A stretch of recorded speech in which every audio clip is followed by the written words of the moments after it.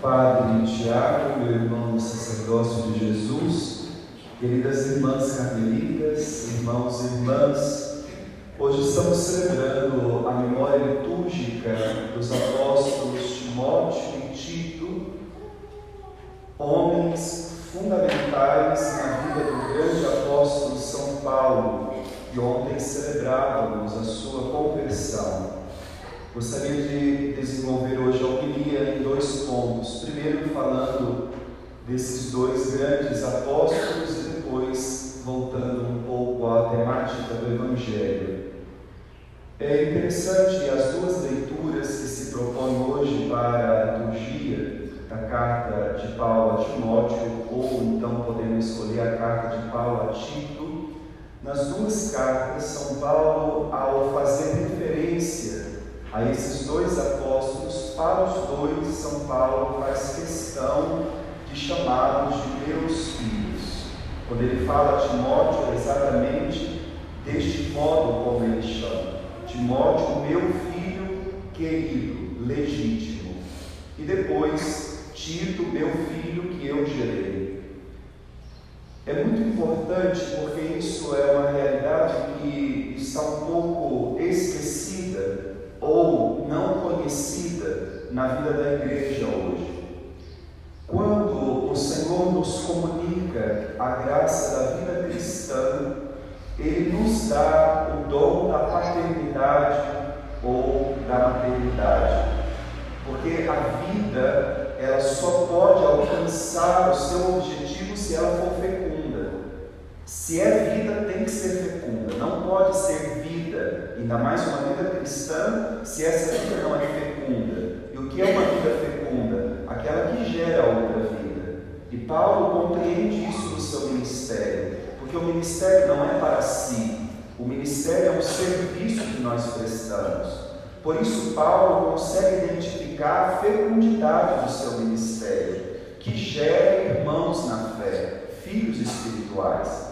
Mas se o Senhor, ao nos dar a vida cristã, faz de nós pessoas fecundas, por outro lado, como ser filho espiritual? Qual é a condição, qual é a qualidade que nós devemos ter? Um coração dócil para seguir os ensinamentos paternos ou maternos. Veja, Timóteo está passando um momento muito difícil. Timóteo está sentindo o peso que São Paulo tinha dado para ele na missão. O seguimento de Jesus não é um seguimento fácil. O seguimento de Jesus nos pesa. O seguimento de Jesus exige de nós uma ousadia muito grande, e que é muito comum que em vários momentos dessa caminhada nós nos sintamos desencorajados. Por isso São Paulo olha para Timóteo e diz: eu te exorto. Ele não diz: olha, seria muito bom. Não, exortação é uma chamada de atenção. Para ser filho espiritual tem que suportar isso. Eu tenho que estar disposto a receber a exortação daquele que já caminha à minha frente, daquele que já está mais amadurecido do que eu. E qual é a exortação de Paulo? A reavivar o dom de Deus que você recebeu por imposição de minhas mãos. Reavivar significa: já recebi e por alguma circunstância já não está mais como estava antes. Qual de nós não passamos por isso? Qual de nós, em tantos momentos da vida, não nos sentimos assim desanimados? Como que com a nossa chama querendo se apagar em vista do sofrimento, das dificuldades e das provações. Como reavivar o dom de Deus? Lembra do que eu fiz por você. Lembra do que você recebeu dos seus antepassados, a sua valóide. A fé precisa da memória. A fé significa lembrar do que Deus já fez por mim. Não existe fé se não existe memória. Por isso é necessário recordar o que Deus já fez por mim. Quem não sabe falar das intervenções de Deus é porque não tem fé. A fé não é um fervorismo. é só sentir o coração arder, não é isso. A fé, eu olho para trás e digo: Deus já interviu na minha vida, nesta e nessa situação. Por isso, nessa atual, eu não desanimo, porque Deus não brinca comigo. Por isso, lembra, recorda, faz memória. Por isso, como a fé é transmitida? Narrando os feitos de Deus. Não é isso que nós ouvimos na noite da vigília pascal? O pai sentava, colocava o seu chale e contava a história da salvação para os seus filhos, e a fé nascia. Como é importante que nós tenhamos pais espirituais, gente que não tem medo de narrar a história para nós, gente que senta e conta a história. E por outro lado prático, se não temos a história, nós viramos uma praça ambulante, que qualquer um chega e faz o que quiser, porque nós não temos história, nós não sabemos origem, nós não sabemos como é. E a nossa igreja é uma igreja que, porque ela vive da fé, ela vive da memória, da tradição. Nós não podemos perder isso.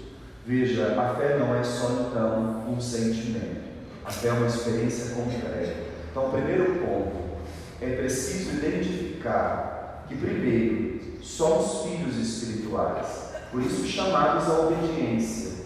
Agora, porque somos filhos espirituais, ao crescermos na fé, somos chamados também a gerar vidas para Deus. Segundo ponto, porque estamos celebrando São Timóteo, sabemos que eram 2 missionários, companheiros de Paulo, e que depois fundaram comunidades mandadas por Paulo. E por isso o Evangelho que nós ouvimos hoje, Jesus está falando exatamente do envio dos apóstolos. O Senhor escolheu outros 72 discípulos e enviou onde Ele mesmo devia ir e fazer o que Ele mesmo tinha que fazer.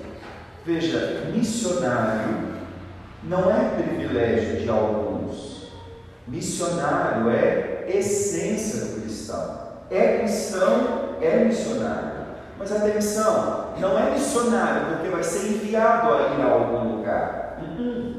É missionário porque antes de ir em algum lugar, você tem uma obrigação de sair de um lugar que você está e ir ao outro. Mas o valor agora, que não é uma questão de lugar, ser missionário significa, primeiro, ter a coragem de sair de nós mesmos e ir ao encontro daquilo que muitas vezes o coração não quer ir. Sair do nosso comodismo, sair das nossas falsas seguranças, sair do nosso mundinho, quadradinho, bonitinho, e ir no mundo do outro.